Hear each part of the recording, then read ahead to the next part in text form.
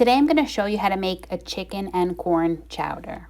For this recipe, you will need 1 medium onion diced, 1 small carrot diced, 1 stalk of celery diced, 2 strips of bacon diced, 2 tablespoons of butter unsalted, 1/4 cup of all-purpose flour, 2 cloves of garlic minced, 1 tablespoon of minced parsley, 2 medium red potatoes diced, 1½ cups of chicken breast diced, 1 cup of corn kernels, frozen or canned, 1 cup of heavy cream, 1 quart of chicken stock, or you can use 2 bouillons for 4 cups of water, oil, salt, and pepper to taste.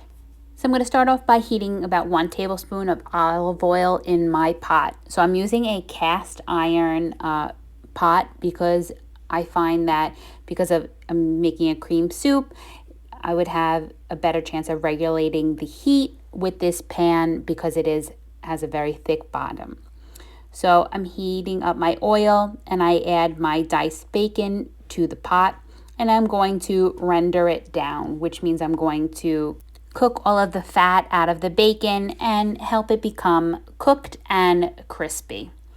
So right now I'm just kind of separating the bacon. I cut it when it is slightly frozen because I feel like I get nicer uniform pieces and it's actually easier for me to cut.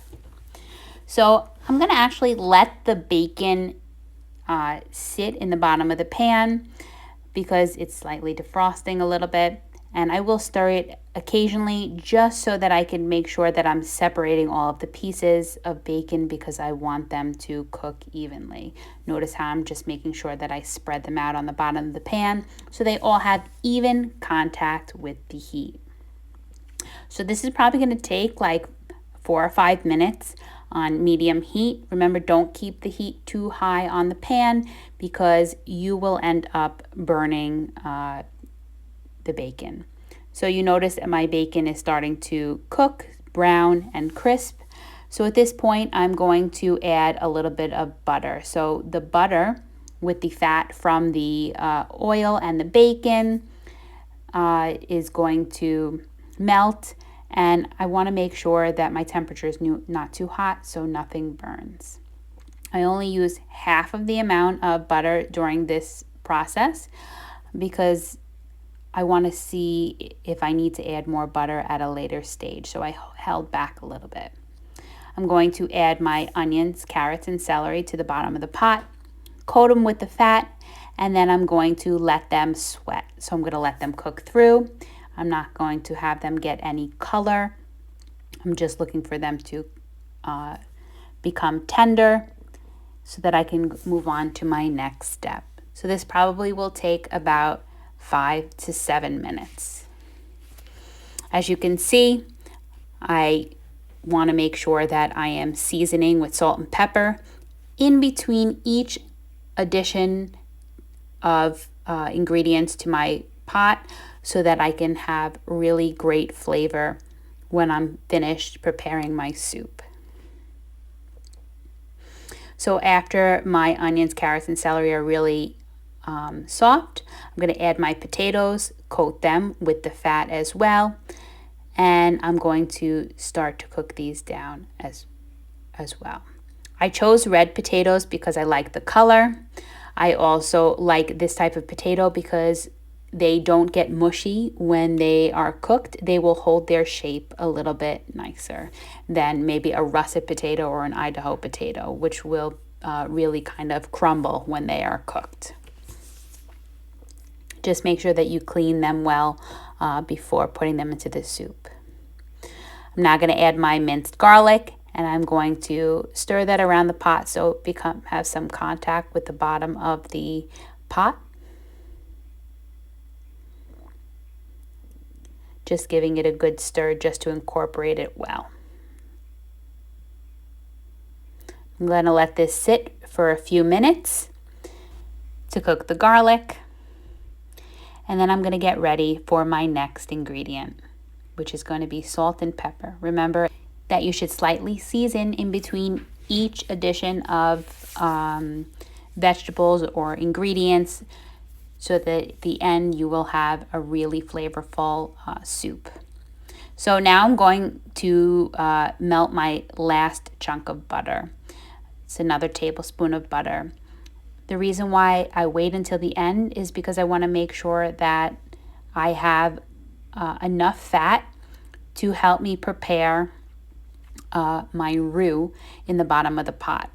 When the butter is melted, I will add my corn, stir, and then I'm going to sprinkle my flour over the top of my vegetables. And here I am is basically creating a roux in the pot with the ingredients. And this is actually called the method of Singer, which is spelt like singer, spelled Singer. And this is basically making the thickening agent right in the pot with the soup. So I cook the flour for a few minutes just to kind of get that flour flavor out. And then I slowly incorporate some of the warm stock, stirring in between. And then when you feel like you have added enough where it's not a thick paste, you can add the rest of your stock. Now you can see I added the rest of my stock, and it doesn't look thick, but that's because it hasn't come to a boil yet. I want to make sure that I periodically am stirring this so that I can make sure nothing is sticking to the bottom. But I want to let this come up to a boil or a simmer, okay? Because that is when the thickening is going to happen, and that's actually going to be when my vegetables, my potatoes are going to be cooked. I'm going to season one last time with some salt and pepper, and then I'm going to let it simmer, okay?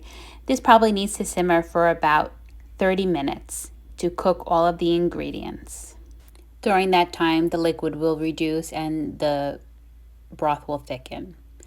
So now I'm going to add my chicken for about the last 10 minutes of this. You can use raw chicken if you want to, but I would have added that in the beginning of the cooking process instead. Before I season anymore, I'm going to taste for seasoning, and I'm going to adjust it according to the flavor. If I feel I need to add a little bit more salt and pepper, I will at this point. And we are almost finished with the cooking process here. So I'm going to let this simmer for about 5 more minutes, and then I'm going to start to get ready to add the cream. And that's going to be the last stage that is really going to help thicken this chowder. So about 5 minutes has gone by. The soup has started to thicken up a little bit more. You can see that my vegetables are tender, and so I'm ready to add the cream. I had my cream in the refrigerator during this time, so I want to pour it into my soup here, and I want to make sure that I lower the flame because I don't want to boil it anymore at this point, because if I do,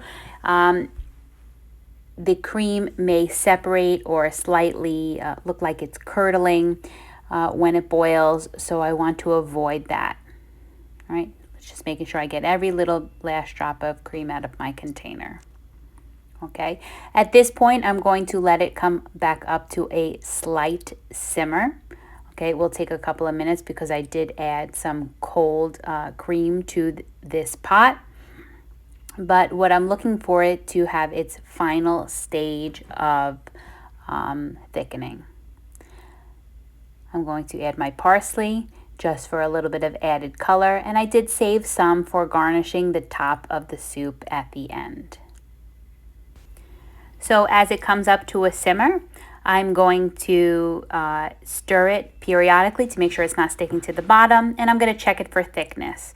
When the chowder coats the back of the spoon and I run my finger through it, it's at a consistency called nappe, which means that it is the thickness I am looking for. Hope you enjoyed this recipe. Now that you know how to make this, you can make any kind of chowder. Enjoy! If you'd like to see more of our videos, give us a like and subscribe to our channel.